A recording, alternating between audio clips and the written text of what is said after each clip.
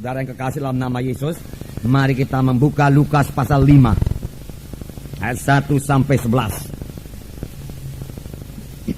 Di sini kita akan melihat Petrus yang diberkati Tuhan, Petrus yang menerima mujizat Tuhan di dalam hidupnya. Apakah yang diperbuat oleh Petrus menerima kuasa Tuhan, menerima mujizat Tuhan ini? Prinsip yang dipakai Petrus ini masih boleh kita pakai sekarang ini. Mari kita membaca dalam Lukas pasal 5 ayat 1 sampai 11. Kita membaca bersama-sama. Pada suatu kali Yesus berdiri di pantai Danau Genesaret, sedang orang banyak mengerumuni dia hendak mendengarkan firman Allah. Ia melihat dua perahu di tepi pantai. Nelayan-nelayannya telah turun dan sedang membasuh jalannya. Ia naik dalam salah satu perahu itu, yaitu perahu Simon, dan menyuruh dia supaya menolakkan perahunya sedikit jauh dari pantai. Lalu ia duduk dan mengajar orang banyak dari atas perahu. Setelah selesai berbicara, ia berkata kepada Simon, "Bertolaklah ke tempat yang dalam dan tebarkanlah jalamu untuk menangkap ikan." Simon menjawab, "Guru, telah sepanjang malam kami bekerja keras dan kami tidak menangkap apa-apa. Tetapi karena engkau menyuruhnya, aku akan menebarkan jala juga." Dan setelah mereka melakukannya, mereka menangkap sejumlah besar ikan, sehingga jala mereka mulai koyak. Dan mereka itu datang. Lalu mereka bersama-sama mengisi kedua perahu itu dengan ikan, hingga hampir tenggelam. Ketika Simon Petrus melihat hal itu, ia pun tersungkur di depan Yesus dan berkata, "Tuhan, pergilah daripadaku, karena aku ini seorang berdosa." Demikian juga Yakobus dan Yohanes, anak-anak Zebedeus, yang menjadi teman Simon. Kata Yesus kepada Simon, "Jangan takut, mulai dari sekarang kau akan menjala manusia." Dan sesudah mereka menghela perahu-perahunya ke darat, mereka pun meninggalkan segala sesuatu, lalu mengikut Yesus. Dimulai daripada Tuhan Yesus, saudaraku, mengajar di tepi pantai Danau Genesaret. Dan orang banyak datang mengerumuni Tuhan Yesus. Orang banyak pada saat itu haus akan firman Tuhan. Sudah lama mereka tidak mendengarkan firman Tuhan yang hidup. Sebab pengajaran Tuhan Yesus lain sekali daripada pengajaran ahli-ahli Taurat. Ahli-ahli Taurat sendiri mengakui bahwasanya pengajaran Yesus berkuasa. Mengapa pengajaran Tuhan Yesus berkuasa?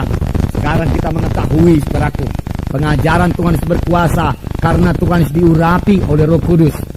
Tuhan Yesus sendiri mengatakannya, "Roh Tuhan ada padaku, dan Roh Tuhan itu mengurapi aku, sehingga aku memberitakan Injil kepada orang miskin-miskin, membebaskan orang tertawan, melepaskan yang terikat, membebaskan yang tertindas, dan seterusnya, memberitakan tahun rahmat Tuhan telah datang." Semua ini dilaksanakan Tuhan Yesus, saudaraku, dengan kuasa Roh Kudus, dengan urapan Roh Kudus, saudaraku.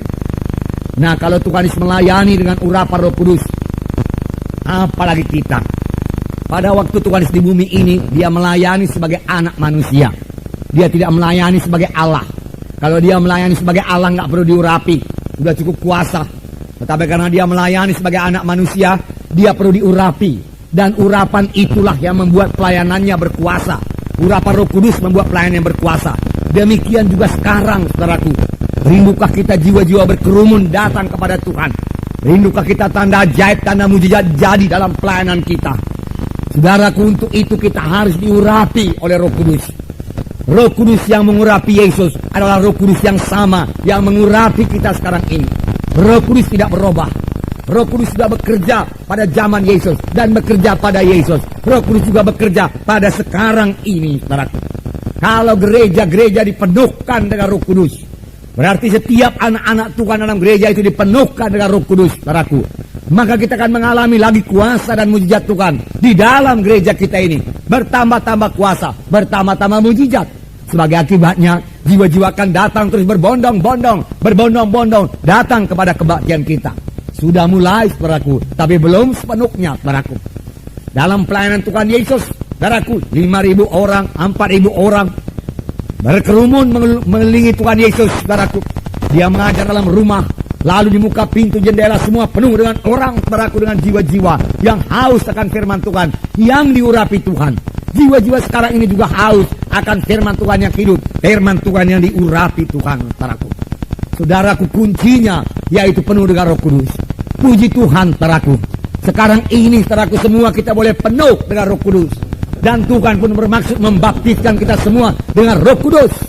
Sama seperti dia melarang murid-muridnya, janganlah kamu tinggalkan Yerusalem. Tunggulah perjanjian Bapa yang kamu dengar daripadaku. Karena Yohanes membaptis dengan air, tapi tidak lama lagi kamu akan dibaptis dengan Roh Kudus. Dan Tuhan Yesus menambahkan, kamu akan beroleh kuasa kelak apabila Roh Kudus turun ke atas kamu. Kamu menjadi saksi bagiku, Yerusalem, Yudea, Samaria, sehingga sampai ke ujung bumi. Jadi Roh Kudus itu kuasa. Bagi saudara yang sudah menerima Roh Kudus, biar saudara penuh tiap-tiap hari dengan Roh Kudus. Bagi yang belum menerima Roh Kudus, terimalah Roh Kudus dengan iman. Bagaimana menerimanya, saudaraku? Oh, pelajaran kita, firman Tuhan pada hari ini akan menerangkannya kepada saudara.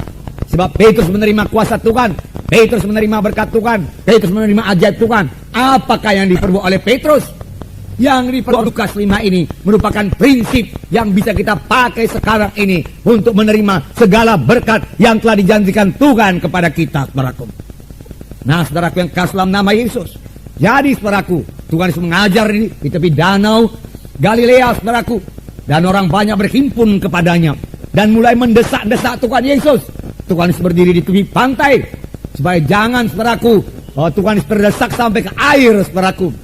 Tuhan Yesus melihat ada perahu Petrus di tepi pantai dan dia meminjam perahu Petrus. Petrus, bisa aku pinjam perahumu? Simon, bisa aku pinjam perahumu? Wah, Simon berkata, silakan Tuhan. Ya, silakan. Lalu, saudaraku, Tuhan Yesus mulai mengajar orang banyak dari atas perahu Petrus, saudaraku. Selesai mengajar, saudaraku, Tuhan Yesus, saudaraku, memperhatikan Petrus. Sudah seharusnya Petrus diberkati Tuhan. Layaklah Petrus menerima berkat Tuhan, saudaraku. Mengapa, saudaraku? Petrus sudah menabur. Kalau sekarang ini kita katakan, semua yang menabur, saudaraku, pasti menuai. Petrus telah memberikan perahunya dipakai untuk mengabarkan Injil. Layaklah, sudah seharusnya lah Petrus diberkati Tuhan. Saudara kekasih, dalam nama Yesus, Tuhan mau memberkati Petrus. Tuhan mau mencurahkan berkatnya pada Petrus. Tetapi, saudaraku, Tuhan mempunyai jalan Tuhan sendiri.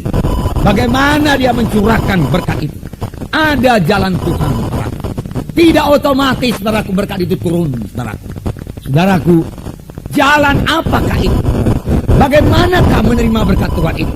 Jawabannya singkat saja, saudaraku. Kalau kita mau menerima berkat Tuhan, kita harus menerimanya dengan iman.